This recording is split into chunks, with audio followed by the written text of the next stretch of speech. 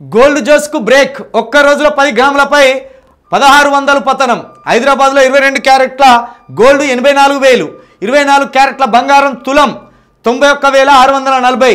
భవిష్యత్తులో హెచ్చుతగ్గులు ఉంటాయన్న ఎనాలసిస్టులు. Crude oil, వెండి ధరల్లోనూ భారీ పతనం. ట్రంప్ టారిఫ్ల ఎఫెక్టుతో కుప్పగూలుతున్న ప్రపంచ మార్కెట్లు. మొత్తానికి బంగారం ధర కాస్త కూస్త తగ్గిందట. ఏం తగ్గింది? 91,000 ఉన్నది, కానీ ఇంకా ఎక్కువ ఉండేనట, తగ్గింది. 24 క్యారెట్లేమో 91,640, 22 క్యారెట్లేమో 84,000. సామాన్యులం అరదులం కూడా కొనుక్కోలేని పరిస్థితికి బంగారం రేటు వచ్చింది. ఇక మరి ట్రంప్ మామ ఇంకా కొంచెం దృష్టి పెట్టు, జర ఇంకా కొంచెం దృష్టి పెడితే దెబ్బకు కుప్పకూలుతుంది. 15,000 20,000 ఉంటే జర మేము కూడా కొనుక్కుంటాం. కాబట్టి ట్రంప్ టారిఫ్లతోటే ఈ ఎఫెక్ట్ అట, పతనమవుతుందట. ఇది ఏప్రిల్ కదా, ఈ ఏప్రిల్ మే ఇవి 2 పెళ్ళిళ్ళ సీజన్లే. 1,00,000కి తీసుకపోయి కూర్చోబెడతారు. చూడుర్రి మీరు, 1,00,000 కాడికి తీసుకపోయి ఈ రేట్లను కూర్చోబెడతారు. ట్రంప్కు చైనా కౌంటర్.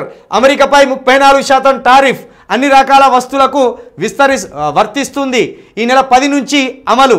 ఏకపక్షంగా అమెరికా బెదిరింపులకు పాల్పడుతున్నది. ఆగ్రహం.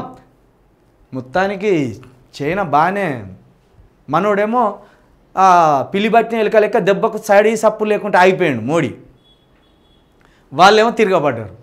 మనోడు పెంచాలా వద్దా, వాడు పెంచాలా వద్దా అనుకుంటా చూసుకుంటూ పెంచలే. ఇక వామ్ము వాని జోలికి పోతే ఏమన్నా ఆగమైపోతాం అనుకొని పెంచలే. కానీ చైనోడు ఎందుకు భయపడతాడు?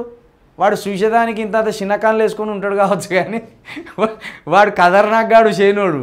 వాడు ఎందుకు భయపడతాడు? నీ ట్రంప్ వచ్చినా భయపడు, ఎవడు వచ్చినా భయపడు వాడు. కాబట్టి వాడేం చేసి 34% పెంచిండు. ఎన్ని ఆల్ వస్తువుల మీదుగా, గుండు పిన్నీస్ కాంచెలు అన్నిటి మీద పెంచి పడేసిండు వాడు. కాబట్టి మనోడు చాలా పెద్ద పాలన చేసిండే మన మోడీ. 4-5 సంవత్సరాల క్రితము బ్రిక్స్ అనే ఒకటి పెట్టి ఈ చైనాను, ఆ బ్రెజిల్ని, 4-5 దేశాలను పోగేసి డాలర్ను తీయాలని బ్రిక్స్ స్థాపించింది వీళ్ళు. అంటే ఇప్పుడు ప్రస్తుతం ప్రపంచవ్యాప్తంగా కరెన్సీని డాలర్ తోటి పోలుస్తారు. అయితే మనోళ్ళు ఏం చేసిండ్రు? బ్రిక్స్ ఏర్పాటు చేసి 5 దేశాలతోటి బ్రిక్స్ ఏర్పాటు చేసి ఇక ఈ బ్రిక్స్ విలువను పెంచుకుంటూ డాలర్ను పతనం చేయాలని చూసిండ్రు. కానీ ఫెయిల్ అయిపోయింది. అది చేస్తే బాగానే ఉండదు. అందులో చైనా కూడా ఉన్నది. చైనా, బ్రెజిల్, రష్యా, ఇండియా, ఇంకో ఏదో చిన్న దేశం ఉన్నది. ఈ 5 దేశాలతోటి బ్రిక్స్ అని స్థాపించింది. కానీ అది సక్సెస్ అయితే బాగుండు, మన కరెన్సీ విలువ పెరిగేది.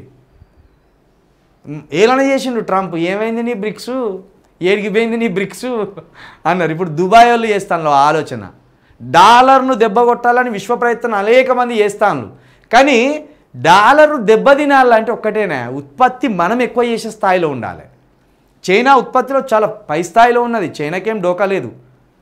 చైనా అన్నిటికంటే టాప్ స్థాయిలోనే ఉన్నది ఉత్పత్తి చేయడంలో ప్రతిదీ. కానీ మనం లేము కదా, మనం ఎగుమతిలో టాప్లో ఉన్నాం మనం.